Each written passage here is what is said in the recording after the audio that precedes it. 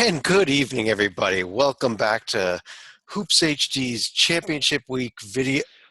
Championship Week. Yep. So, uh, uh, wait, this is the OVC Digital Network, or? Yeah, the OVC. And good morning, Chad. How are you? Good morning. Yeah. No, Yes. making a little bit fun of the Ohio Valley Conference. Had some technical difficulties today. Made the first game very difficult to watch, but this is the Hoops HD Championship Week video notebook day 3, 4, 3. 3. Day 3. All right, I'm your host, Chad Sherwood. My big fan down there is John Stalika, and David Griggs off to the other side to me here. We've got a lot to get to tonight. We're going to do some news and notes. We're going to go through today's games that were on in terms of the conference tournaments, as well as preview tomorrow's games. We're going to update our survival board. But we're going to start off once again with our mailbag, and we had a bit of an incident last night, David. I'm going to put it back up on the screen here real quick, just for 2 seconds. Okay. This was our second email last night, and apparently we've had something came out that said this may have been a fake email, a fake mailbag question. Why would you think it was fake? And as a result of that, though, I was actually informed by our bosses here at Hoops HD that I've been fired from doing the mailbag at least for today, and Salika's been put in charge of it. So I got to turn the show over to him now. Yep, so we have a couple emails that we're going to start off with tonight, and the first one comes from Mr. I hope I'm pronouncing this right, Mr. Fazio. Looks like he is a Virginia Tech fan right here. Mm-hmm. And his question is to all three of us, who will be ACC Coach of the Year? Tim Miles. David, Tim Miles is not in the ACC. No. Well, that's good. That's what's going to make it all the more incredible. I actually think, all the talk I've heard is about Josh Pastner, which does make a ton of sense. He's been, the job he's done at Georgia Tech, even though they're not in the tournament yet, has been right there. And when this team was supposed to finish dead last, although I think the guy that nobody's talking about that should be the discussion at least is Danny Manning at Wake Forest. Oh, that's one direction. I thought for a moment you were going to say Jim Larinaga over at Miami, because they were also supposed to be rebuilding this year. Did we lose? I can agree that Pastner is going to be the easy pick. Momentarily we did. Well, it depends on what your criteria is. I mean, why not someone like God, I'm blanking. Tony Bennett, who, I mean, they've done really well. I mean, essentially to be Coach of the Year, you have to overachieve. I think with that in mind, my pick would be Larinaga, because they weren't expected to do much. But not only that, it's just how much better they look now, minus their last game, as opposed to how they look throughout November and December. I think you've seen consistent improvement there. But what about – you said he was a Virginia Tech fan. What about Buzz Williams? I mean, he kind of took over a program that wasn't exactly tournament caliber, and here he is, year 3, has them safely inside the bubble. I think they have the biggest tournament drought in the ACC that is going to be ended this year. So, he really has done a great job this year. And even longer than Boston College. I believe so. I'll have to double check on that. But it's been a while since Vodtech has been in the field. Got a great shot. I think they're there. They're in. They're in, especially with that win last night.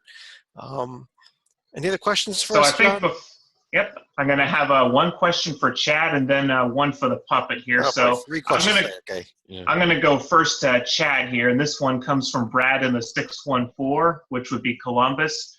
And this is going to be with Akron fading in the MAC tournaments. If they get upset before the championship game, who would be your pick to win the Mid-American Conference? That's actually a really great question. We have right now, I believe we have heading into the final day, we have I believe it's a 6-way tie now for the, for the, or at least a 5-way tie for even the second seed. Only 3 of those teams could even get buys. A couple of them are going to have to play first round games. I've actually really been impressed with the way that Ohio U has played. I thought they were done after the Antonio Campbell injury, but I'm going to go with Ohio U, actually. Not a bad pick. Yeah. And here's the last email. This one comes from Mike in D.C. This one is going to be for the puppet here, and that's going to be – no, I'm not reading this. Not if it involves Patrick Nero and practice tapes. I'm sorry. Oh no, we don't need to be.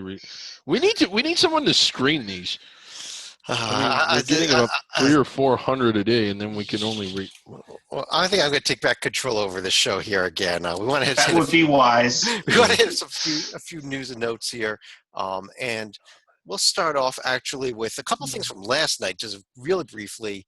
We saw Kentucky with an amazing comeback, down 19 points to beat Vanderbilt, and David, that may be close to the end of the story for Vanderbilt, although maybe not if they can win. Well, not necessarily. I mean, how much do you ding a team? How does it lower your opinion of them because they didn't win at Kentucky, albeit it was a missed opportunity? You're running out of chances here. There's very few games left, and they close against Florida, who they've already beaten. If they get that one and they knock off an Arkansas or a South Carolina or someone like that, or two someones like that, then I don't think their door is closed, but. Yeah, that would have really helped them out last night. I think they would have been from on the fringe of the bubble to probably inside it had they gotten that one last night. A few news and notes from today. Northwestern, a huge win over Michigan on a amazing less than 2 seconds left, full court pass, layup at the buzzer. That may have sealed the deal for Northwestern's first ever tournament bid. Salika, you agree they're in now? I would agree with Northwestern here, and beating Purdue in the finale would just be icing on the cake here. Well, yeah, if they beat Purdue in the finale, they're a 100% lock. I think they're 99% of the way there already at this point. It would take a very, very, very bad loss like a Rutgers in the Big Ten tournament to possibly ding their resume at all here. A few other news and notes. Dayton clinched the outright Big A-10 championship tonight with a win over VCU. Big wins by both Illinois and Kansas State, a couple of bubble teams. And Salika, I got to do it for you. Your Xavier team moving very close to that bubble and maybe even off the bubble territory with a home loss to Marquette tonight.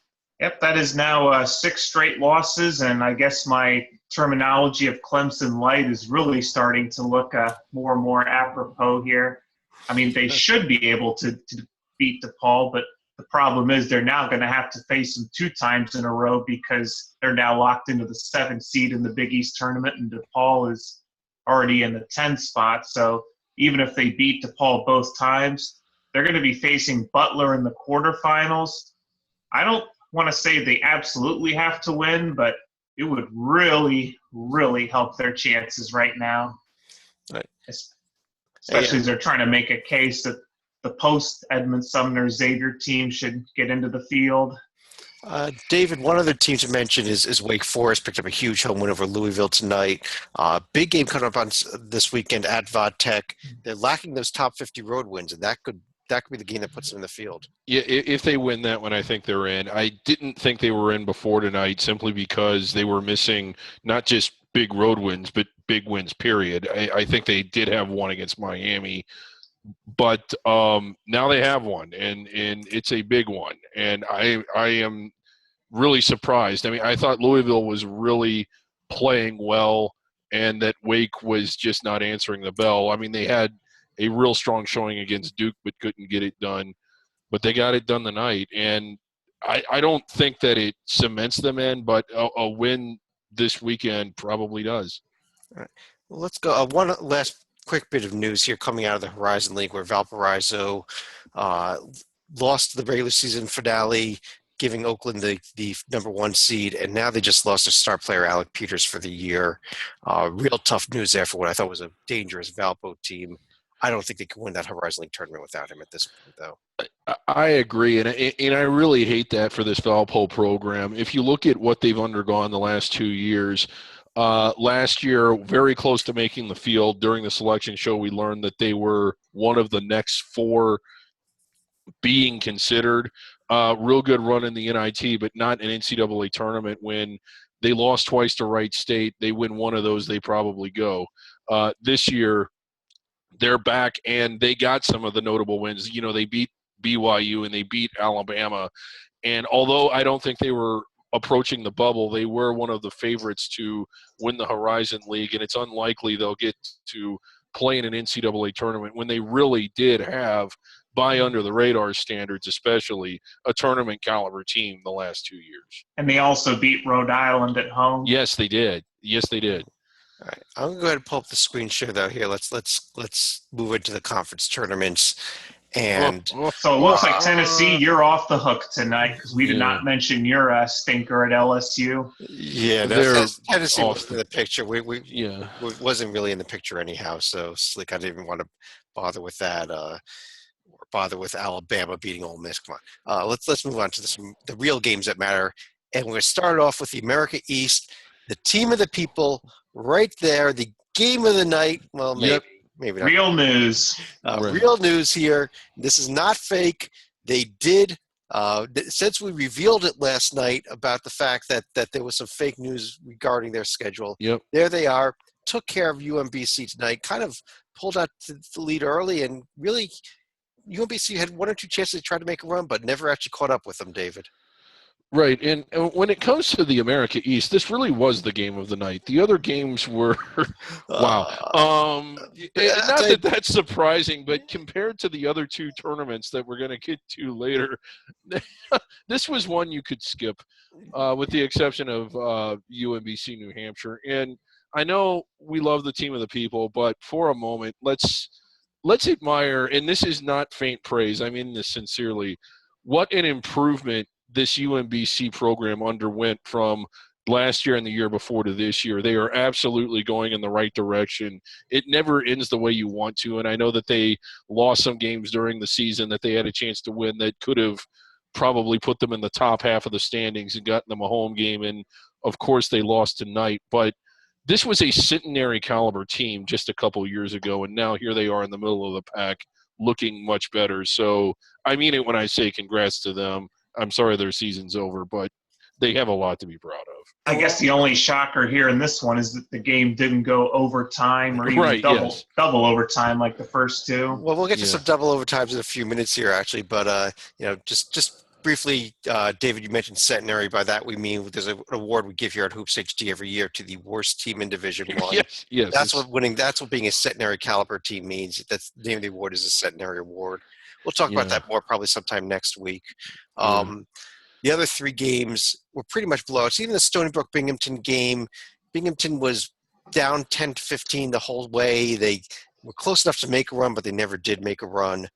But we got some semifinals aren't coming up until Monday night, but these are probably the top two rivalries in the America East that we get here. From New Hampshire, Albany, Stony Brook, and Albany at Stony Brook. What a revenge game here for Albany. If you remember back during the regular season at Stony Brook, Albany had a 20-point lead with about 5 minutes left. Stony Brook finished the game on a 22-0 run. Yeah, it was amazing. In fact, I think one of the other things we forgot to mention, I believe this was actually a rematch of the Albany-Hartford matchup from last year, which Albany shockingly lost in the first round here. Correct, yep, but they took care of Hartford easily tonight. But that was the America East tonight. Let's move on to some incredible games that we had also tonight in the quarterfinal round of the Northeast Conference, where St. Francis, PA took a lead right around halftime from Bryant and ran away from it in the second half, and that was the only game that was not close. And these other games were fantastic. Mount St. Mary's Sacred Heart had a big finish, and it was kind of funny. That was happening right as I believe it was that one. No, it was Wagner Fairleigh Dickinson. Those two were both great finishes that happened within a minute each other, and then Wagner Fairleigh Dickinson was literally happening 5 and 10 seconds apart from what happened at Northwestern, which coincidentally is a highlight on television as we're recording this. But it was what a great night. Every year, if you watch this on Under the Radar, every week, we talk about how much we love this conference. Well, this is why. And I know it's on the 16 line. I know it's so far under the radar that not many people are watching. But, God, if you watched the games tonight and you saw the atmospheres and you saw the crowd, I mean, like the Wagner Fairleigh Dickinson game and even at Mount St. Mary's, just the enthusiasm that went into these games and how exciting they were. And it's like that all year long. Now, last night, both of you picked LIU Brooklyn to win this tournament. I told you both. No, we didn't. Upset by Robert Morris. And you can go back and watch the video. Just tell well, me I mean, right. yeah, I mean, Chad, it's not like you can't change the video. You live in the Robert fake Morris, news. the upset of the night, the biggest upset of championship weeks so far. Uh, it was like this game. Brooklyn had a lead. Robert Morris closed in. Brooklyn would pull Yeah. away again. Robert Morris would close in again, and then in the end, they found a way to take the lead and hold off a last-second shot there by the Blackbirds. So the Colonials are moving on. They don't have the semifinal matchups on the screen here, but because they It'll be, reseed, yeah, Robert Morris will be at Mount St. Mary's in the later game on Saturday. The early game will be SFPA will be at Wagner. yeah. I guess I picked Mount St. Mary's to win this one, but I'm going to give two of you a chance to pick a new winner in this tournament here. I don't know if I should be allowed to pick a winner, given that LIU Brooklyn is already out. Let's see. David? Well, how about Wagner? Is this their biggest win of the year tonight? You might recall another big win in their opener. But, yeah, I also picked. We all three of us actually picked the upset in that game, and right, it almost did happen. But I really that's a dig at UConn. We yeah. like making fun of UConn. I don't know what to make this Wagner team. I'm actually kind of shocked that either Wagner or SFPA will be in the finals because it's been just neither one of the teams I thought would be able to make a run in this conference. Right. But I guess on that note, we'll go over to the other two games of the night, were the first round games in the Ohio Valley Conference, which normally are fairly meaningless.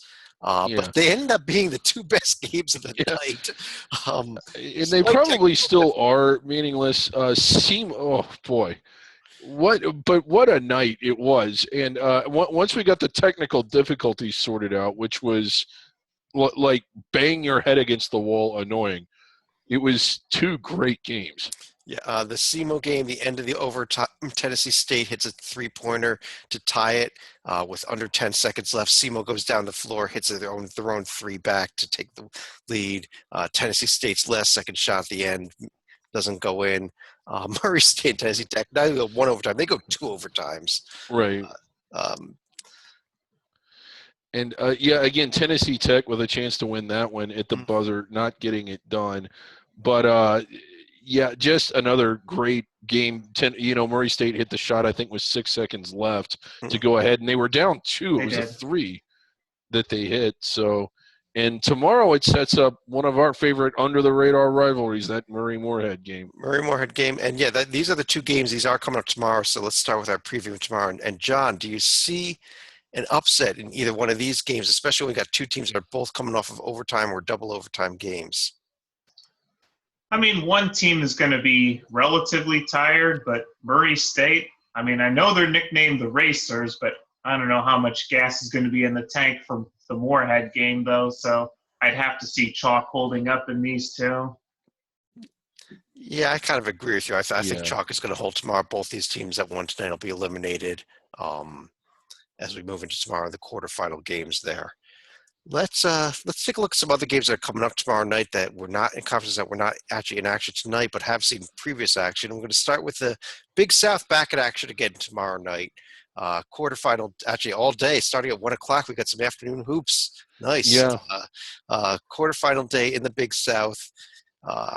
Asheville is against Campbell, Liberty, Radford, Winthrop, Charleston Southern, Gardner Webb, and High Point. David, Gardner Webb, High Point going to be the game of the day there? Potentially. I'm looking forward to this Liberty-Radford game. And I know that it's the 3-6, but Liberty, I think they're more prone for an upset than anyone else, despite only losing to Asheville and Winthrop in conference play. But I could see that one being a pretty good game. Radford has shown signs of life at some point. The other two, I just don't see Charleston Southern or Campbell even making Asheville or Winthrop sweat. No. Chad, I had another question just pop into the mailbag here, and this comes from Derek from Rock Hill here.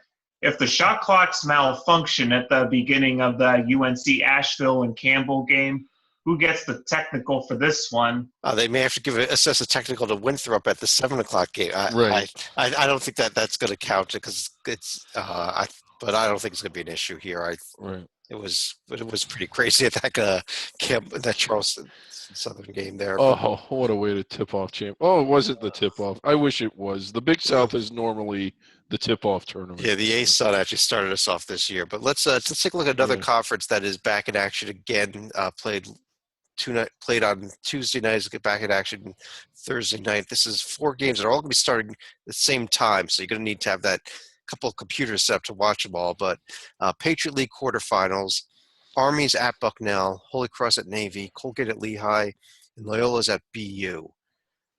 David, what do you think the game of the night's going to be here?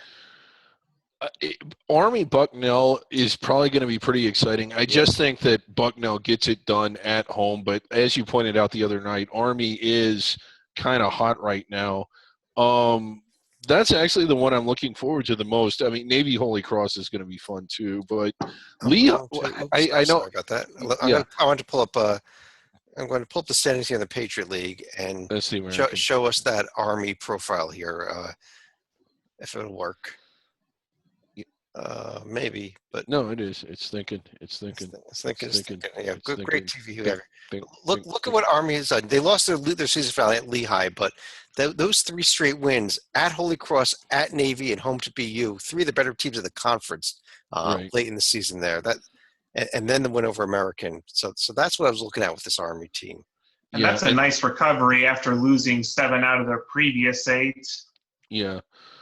And Lehigh, you just never know. Like, Lehigh might win the whole thing, or they might lose by 20 tomorrow. You just never know which Lehigh team is going to show up. But I think to Chad's question, I actually think the game of the day is going to be on the roof between BU and Loyola Maryland, because let's not forget the Greyhounds have also beaten BU earlier in the season. And BU faltered a little bit down the stretch as well. So it's that definitely should be a good one as well. So it's going to be an exciting day in the Patriot League. We have our first conference to reach the semifinal round tomorrow night, as well as the ASUN back in action. Right. Kennesaw at Gulf Coast, Lipscomb hosting North Florida. Looking forward to that one. That one's going to be fun. Salika, let me ask you then. Do you agree with David? You think the bottom game there is going to be the better game of the two there? I mean, there's certainly a chance for North Florida to have some kind of a revenge factor going, given how they flamed out last year and were really needing Stetson's help just to get into the tournament last year. But I think Lipscomb, even with their regular season finale stumble, I think they've been one of the hottest teams, if not the hottest team in the ASUN. I don't see them losing that one. And how about Al Skinner and his Kennesaw State Owls, David? Do you think they can pull the upset off at Gulf Coast? No. Okay. We do have 2 more conferences actually getting underway tomorrow. We haven't taken a look at these brackets yet. The first time we've looked at them. And the Metro Atlantic, in breaking news here, for the first time ever, there's going to be streaming of the first round games tomorrow. Yes. Now that's not entirely true, Chad. That is not entirely true. Yes, there was 1 year. There was 1 year where 15 minutes of a game, or at least, well, it was mainly the last 10 minutes of the half, and then the first 5 minutes of the second half was streamed. Yes, we had our own Lee Del Vecchio on site with his cell phone, but yeah, it was remarkable. It's somewhere in the archives. It was remarkable. Tomorrow's game: Quinnipiac, Niagara, Ryder, Manhattan, Canisius, Marist. Canisius, a team that was up battling for second place late in the season, completely went into his tailspin and ended up in the 7th place spot here. Mm-hmm. Well, the same thing can be said for Ryder, because they were also close to the top at one point. Well, it's John. Do you see any upsets in these 3 games tomorrow? I don't know if you can really call Niagara over Quinnipiac an upset, but I suppose if I had to go with one of the 3, that's the one I would choose. I don't agree with you. I think Quinnipiac is the better team than Niagara. In fact, I would say if there's going to be an upset, it might be the way that Canisius has been falling apart, Marist knocking them off. I'm going to go with Manhattan over Ryder, and we get Manhattan and Iona again, one of the best under the radar rivalries. Well, let's ask the question that we do whenever we start a new conference. Monmouth 1 seed. Any chance that they do not win this conference tournament, David? Yes. Okay. I was very alarmed. I know they won earlier when they played Siena and blew Siena off of Siena's floor, I was like, well, they're just steamrolling. But in the season finale at home, they struggled. Now, I realize that that's kind of backwards, but to struggle to beat a team and then have to play them less than a week later on their home court, that semifinal game is going to be rough if Monmouth, assuming they get out of the quarters. I think So, yes, they could lose. Well, technically, they're bringing in a different court for the conference tournament. So it's Siena's arena. I'm going to mute you if you mention that again, Salika. But John, well, David, who is your pick then to win the conference? Monmouth is still my pick, okay. But I don't think that it's a sure thing. I mean, this isn't Gonzaga in the West Coast Conference. It will not be surprising if they don't win it. John? I would say Monmouth here because even if you want to say that they struggled with their last two games, it's only those last two games, but they've been on fire for the last part of the Metro Atlantic season for the most part. Because let's not forget last year they were also struggling, and I think 4 or 5 games prior to that, including the Niagara game that Chad and I saw in person. Yeah, I'm going to agree with both of you. I think Monmouth is going to win this conference. I do not think it's going to be easy. I don't think they're going to steamroll. I think that's a very scary semifinal with Siena. I think St. Peter's, who beat them during the regular season, is a scary matchup in the championship game. I'm sorry, Chet, can we pull up Monmouth's profile? I think I misspoke. I think it was. Okay. Give me half a second here. I'm going to get this screen back up here. We can go and pull up the Metro Atlantic. And you want to see Monmouth's profile here. And I'm sure. I think it's a little bit late, and I realized Monmouth fans are throwing things at the screen because it was. If we scroll down, it was not Siena that they played in the final game. It was Iona. Yeah, I got that both confused. Close games, yes. Yeah, I thought it was Iona Siena. It was Siena Iona. I apologize. All right. Well, we'll forgive you this once. Yeah. Okay. Let's go ahead and bring the Metro Atlantic back up. Let's go ahead and turn to the one final conference that will be starting tomorrow. Pair of games tomorrow evening. First round games in the Missouri Valley Conference. Evansville, Indiana State, Bradley and Drake. David, how excited are you for tomorrow's pair of games? Oh, very much so. I mean, you have this huge in-state rival between Evansville and Indiana State. Indiana State, you might know, is one of the better teams in the country. They beat, Butler earlier this year, and it was decreed not an upset. John, looking at the rest of this bracket, obviously we're moving towards a potential Illinois State-Wichita State final. So the first question is, are we going to get that final? And if so, who's going to win it? I'm going to go out on a limb and say we're not going to get that final. In fact, I know it pains me to say this a little bit, but I think it's going to be Southern Illinois and Wichita State getting into the championship game. But I do think the Shockers pull it out and get the auto bid here. David. Illinois State struggled to win a lot of games that you would have expected them to blow through. But one of the games they did blow through was probably their hardest outside of the 2 Wichita games, and that was the game at Northern Iowa. So they're coming into this with a lot of momentum. But Evansville and Indiana State, well, particularly Indiana State, is capable of playing up and beating Illinois State if they're not ready for it. And we've seen the 1 seed go out in the quarters before, albeit not recently. But I do think they will find a way to hold serve and get through. Are they going to beat Wichita State, or is Wichita State going to win it? Oh, no, Wichita State's going to win. I think Wichita State's going to roll through their 3 games of this conference. Yeah, I think so, too. I think Northern Iowa, it's going to be a big story that's Northern Iowa, but this is not that type of Northern Iowa team that we've seen in years. I think Wichita State does win the conference tournament by beating John Rothstein's Indiana State Sycamores. Yes. Wow. But I guess on that note, let's go ahead and turn to our survival board. This is it. As of last night, we were down to 325 teams remaining. And David, can you tell us briefly what these let's scroll down a bit here, see some of the teams, what these various designations mean.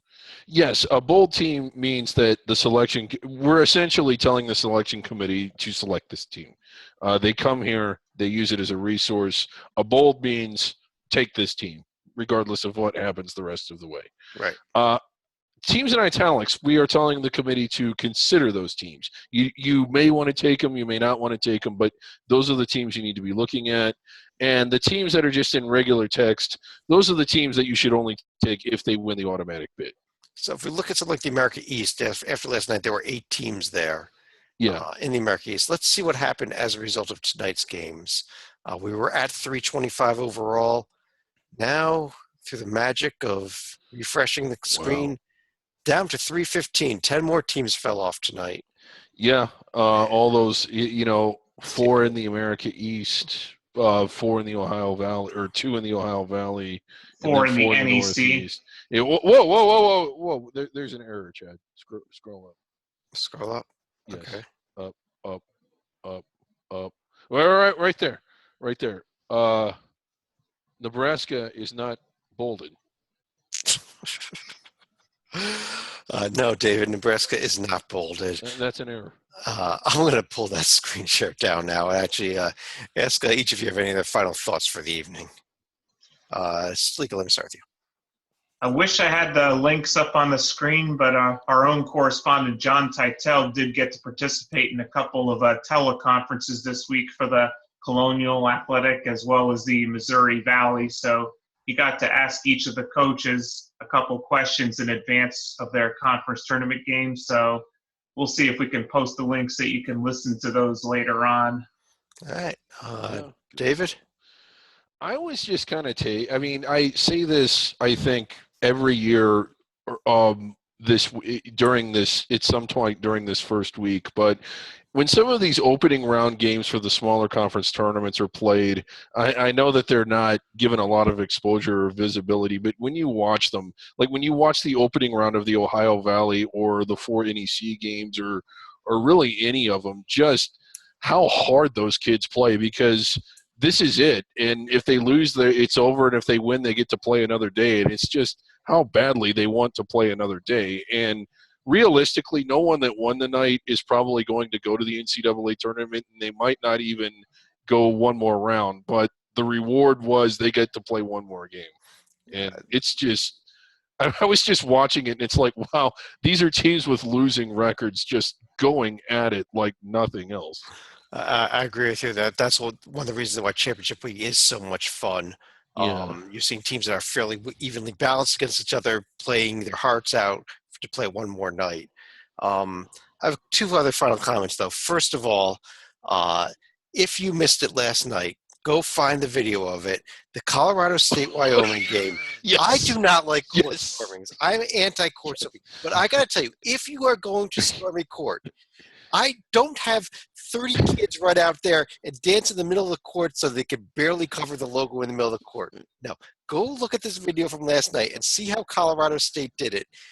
You could not see the court. You could not see a drop of the court. There had to have been 5,000 people on that court that storming. It was, if you're going to storm a court, that was just flat out amazing. And that's the way you got to do it.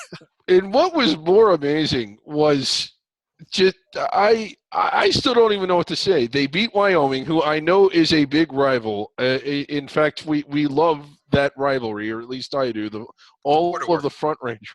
But what in the world did they beat Wyoming and stormed the court like that? It was so much fun. We were actually on the call, and we were all like, "Is that what we think it is?" Like, it just didn't compute right away. The other comment I got to make is that tomorrow night we're actually going to have 2 podcasts, or you'll be able to watch them sometime on Friday. We are going to our regular Thursday night bracket rundown show with our entire Hoops HD panel, and then we'll do another late night Championship Week video notebook. So lots of stuff to watch Friday. So everyone should take the entire day off Friday to watch us in the morning, watch college basketball in the afternoon. But on behalf of David Griggs down there, John Sleek over there, I'm Chad Sherwood. Thanks for joining us again, and we'll talk to you again tomorrow.